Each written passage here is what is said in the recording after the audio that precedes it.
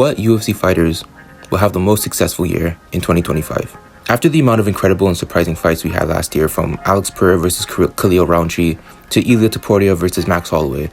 it's almost impossible to guess who's going to outperform who and which fighter is going to be the standout in terms of popularity and excitement. But I wanted to take a crack at going through the fighters that I think will be the main standouts and possibly our fighter of the year based off of each of their performances last year.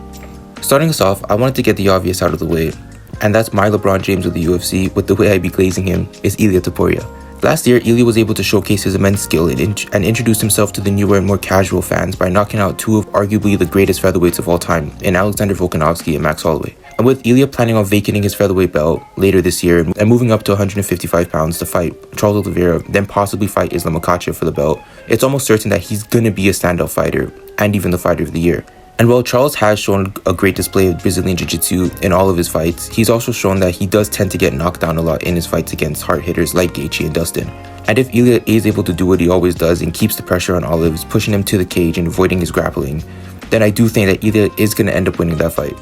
And with Islam, that fight's honestly going to be one hell of a chess match between both fighters, utilizing all of their skills both on the ground and on the feet. And if Elia wins that one, then that gives him probably the best 4 back-to-back wins in UFC history. And on the topic of Islam Makhachev, with him defending his belt this early in the year against Arman Tsarukyan, he'll most likely end up defending his belt at least 1 or 2 more times after that, hopefully. Probably on one of the cards in the summer,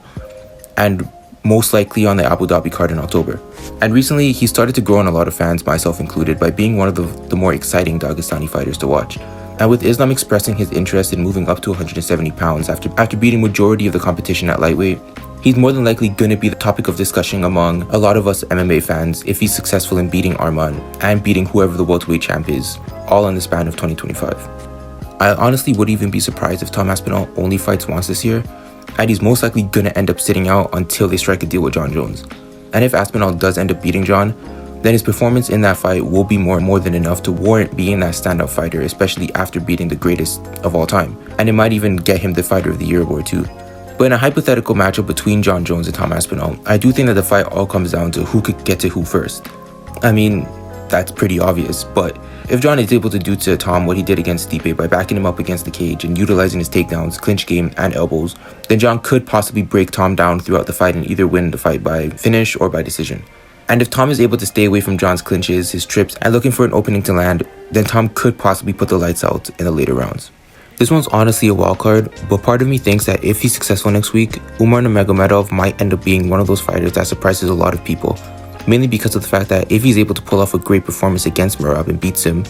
I see him at least fighting one more time, most likely in either June or October. And if he goes down the path that Islam went by standing up with his opponents and being more dangerous on the feet, he could start to change the opinion of MMA fans by being more exciting and showing them that him getting an undeserved title shot was a good idea. But what do you guys think? It's probably a bit too early in the year to be making predictions like this, but